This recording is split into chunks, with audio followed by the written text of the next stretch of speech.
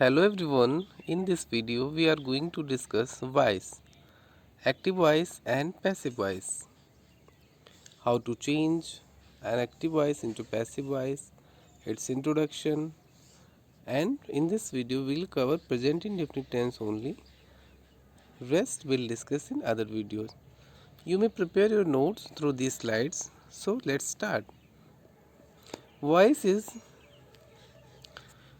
that form of a verb which shows whether what is denoted by the subject does something or has something done to it.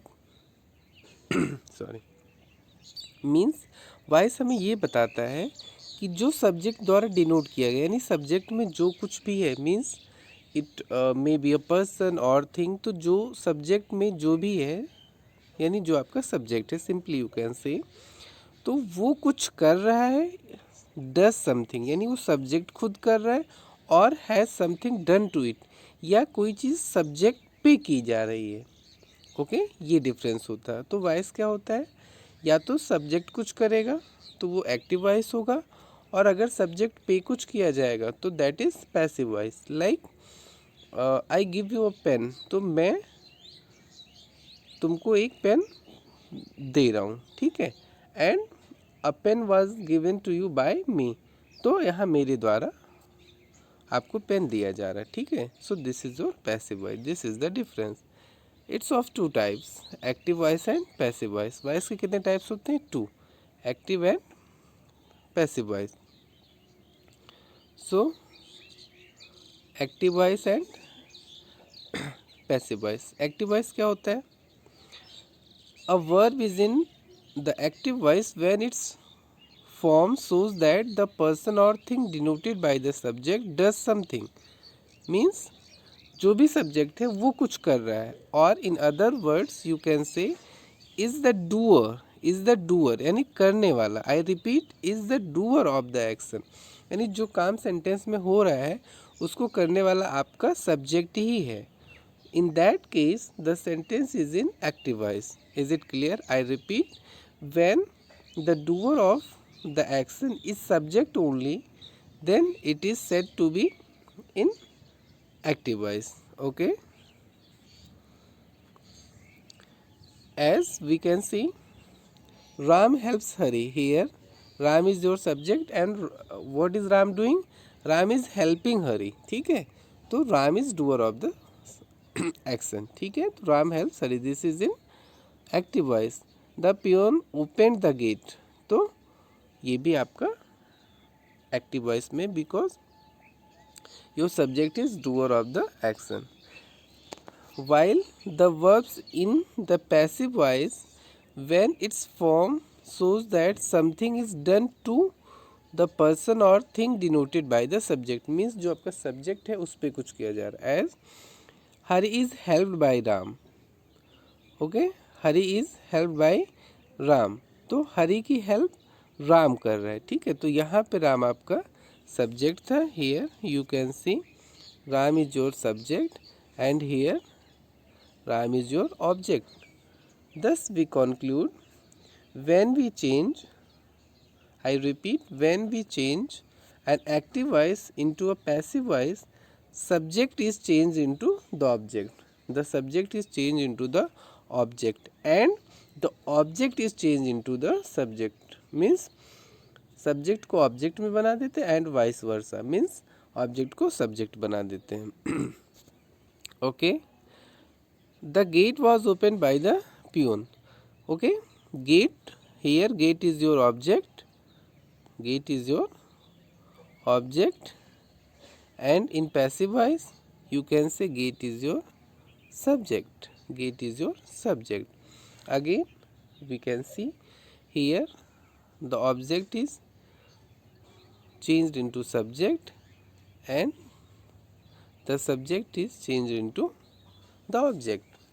This is your passive voice.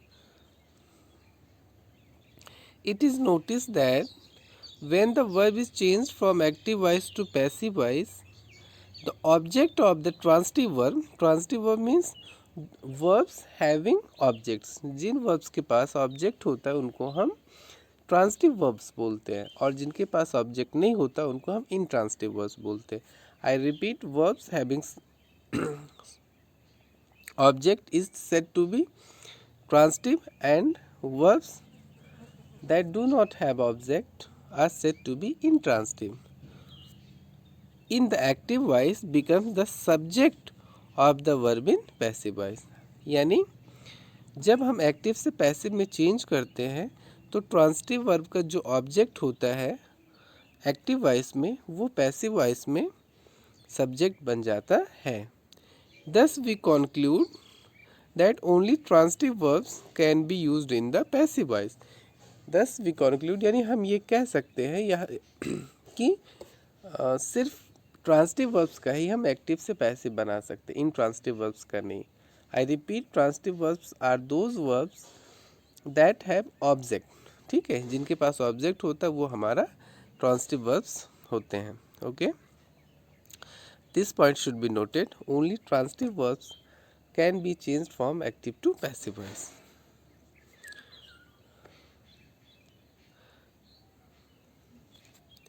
When we change the object of a sentence into the subject in the passive voice, the verb is also used according to. Here it should be verb. Verb छूट गया, आप यहाँ पे verb लिख दीजिए. ठीक है. The verb is also used according to new subject, means object in the active voice. As we learn कि एक्टिव वॉइस का जो ऑब्जेक्ट होता है वो पैसिव वॉइस का सब्जेक्ट बनता है, तो पैसिव वॉइस में जो हमारा नया सब्जेक्ट है उसी के अकॉर्डिंग जो है वर्ब लगेगी. As we can see here, he calls me. Here your verb calls is according to your subject he. But when we change this sentence into passive voice, we can see your subject is I. Your subject is I. And according to I, your subject should be am. Sorry, your helping verb. Sorry, your verb should be am. तो helping verb am हो जाएगी. तो यहाँ पे हमने देखा कि verbs हमारा cause था present indefinite के अकॉर्डिंग, और जब हमने इसको पैसिव वॉइस में किया तो आई आपका सब्जेक्ट बना और सब्जेक्ट के according am as helping verb हम यूज़ कर रहे हैं. तो I am called by him. Okay, so इसमें हेल्पिंग वर्ब जो है आपके is am are was were use किए जाते हैं. Is am are in present tense and was were in past tense. Okay, next point, future continuous tense, present perfect continuous tense, past perfect continuous tense and future perfect continuous tense are not changed into passive voice. It means perfect continuous सारे tenses का, present past and future का perfect continuous and future का continuous, these four tenses are not changed from active to passive. इसका जो है passive नहीं बनता है. ठीक है, I repeat, continuous में future और परफेक्ट कॉन्टिन्यूअस में तीनों यानी प्रेजेंट पास्ट फ्यूचर इनका पैसिव नहीं बनता. Clear? Let's start present indefinite tense.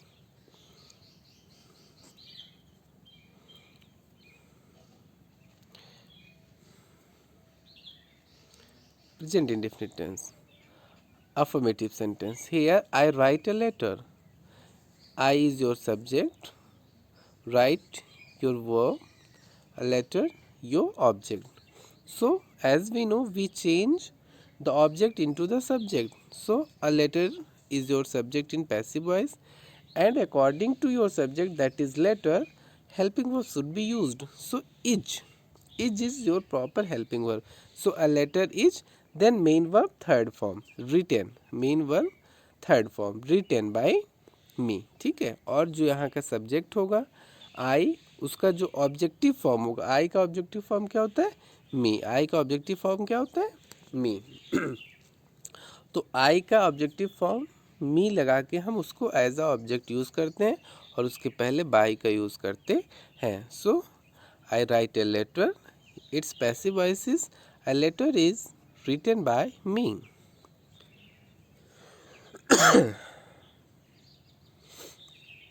He calls me. He is your subject.